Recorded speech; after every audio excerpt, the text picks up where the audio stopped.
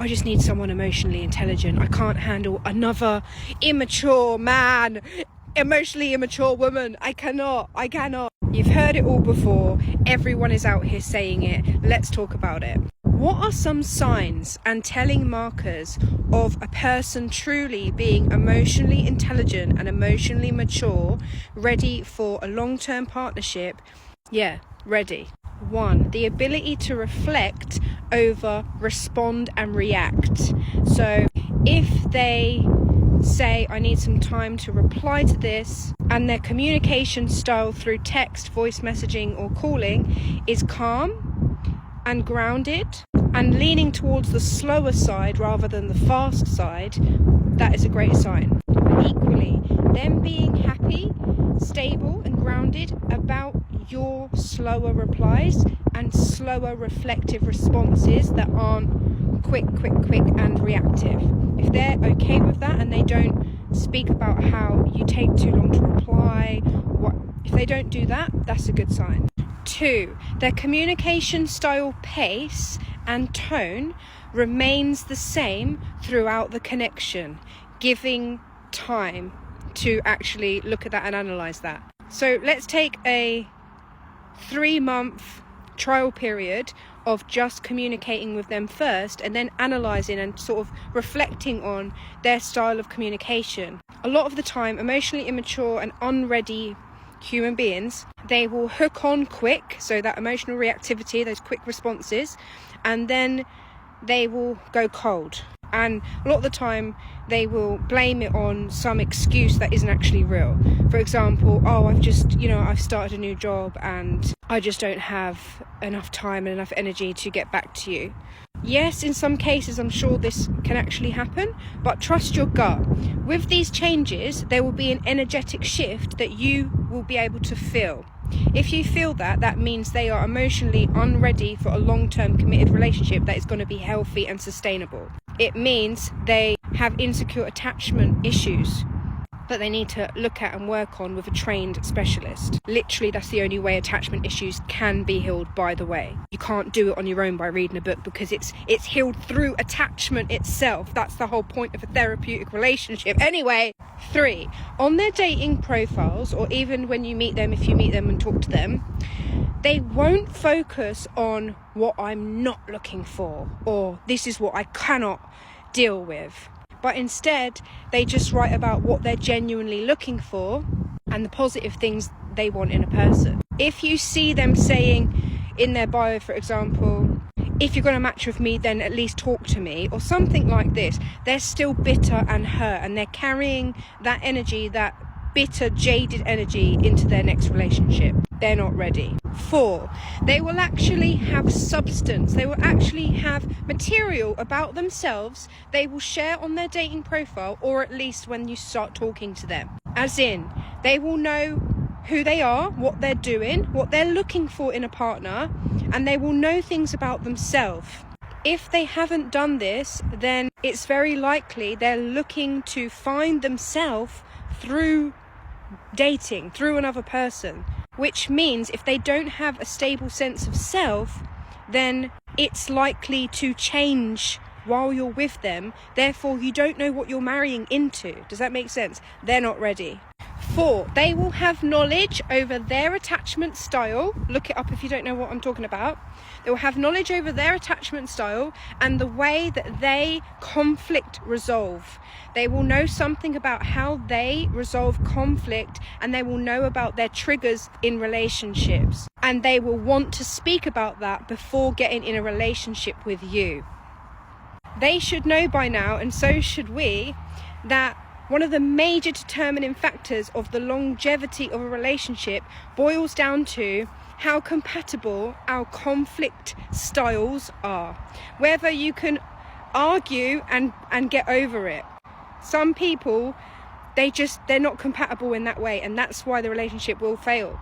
You need to be compatible in the way you argue and resolve conflict. 5, this is a big one. It is going to trigger a lot of you. They are neither in a very close relationship with their mum and dad, nor in an estranged, bitter, non-existent relationship with their mum and dad, unless there is actual abuse involved and they need to actually take themselves away from the relationship, in which case that should be 100% understood. But the very close relationship thing is a thing. Often, yeah, if you meet someone and they are literally on the phone with their mum twice a day, texting them, I'm talking about men, there just hasn't been a separation. There needs to be a separation, psychologically speaking. They need to have flown the nest, so to speak. They need to have let go of that symbiotic relationship with their mum. Because if not, they will still want to caretake for the mum in an unhealthy way, where it's the mum's desires and needs often will come before yours. That's a whole other conversation, I think. But also it just is telling of the emotional immaturity, because he's not really a man yet, or vice versa with a woman and their dad most of the time, or with their mum. It's healthy and natural to let go of that childlike relationship with our families, because we need to. It's about the energy more than anything else. 7. Now this is really big for men especially. When you have a problem in the relationship that you need to express to them, if you were hurt or upset by something the man did, a sign that he is emotionally mature and intelligent is that, yes, he will still be inside defensive and reactive, because I think all men sort of have that in some way, but they will not act on it instantly, and they will not make the problem then about you and flip it around. They will be able to, at some point, even if they need to sit with it and meditate with it and talk to themselves about it, which is very healthy, by the way, they will at some point be able to comfort you and accept responsibility and accountability for their actions. If you ever hear a man say, "That wasn't my intention," no, that is not emotionally mature or intelligent. That is deflection. It's not about the intention, it's about what actually happened and how the other person was made to feel because of that, despite the intention. You want to be hearing things like, "I'm really sorry that I hurt you in that way." You see, they're claiming their perpetrator role. They're accepting they did something wrong. "I hurt you." That's the type of language you want to look for. Plus points is if you can see genuine empathy in their face and that they can actively listen. Like they're listening to you and they're going, "Oh really? Okay, now I understand, because now I get it. Like, I'm really sorry." So you can notice in the tone, the intonation of how they speak, it's an emotional attunement beyond just sentences. "I'm sorry. I said I'm sorry. I'm sorry. I said I'm sorry, so you should be over it by now." Anything like that, you will get nowhere in the relationship with him, and you will become sick by staying with him, let me tell you. 8. This one's for the women. When women can truly own their abandonment issues and insecure, anxious attachment, which is generally speaking the biggest pattern in attachment wounds for women. And by owning it, they can talk about it, they can reflect on it and be able to explain to their partner, "Okay, I may have acted this way because of this wounding." Equally for the man too, he has to say that about his wounds and admit and own and take accountability for the fact that it's probably related to that said wound. And if you are a woman with this type of wounding, it's important to have your own things in your life to ground you in security outside of the relationship. So it's a sign of being emotionally intelligent and mature and ready for a relationship if the woman and the man, this is for all to be honest, have things that they do in their life that makes them feel that they belong and they have a sense of self outside of the relationship. So a friendship circle, a passion and a hobby, And 9 and 10, being able to speak about your emotions by actually labeling them. I feel grief, I feel anger.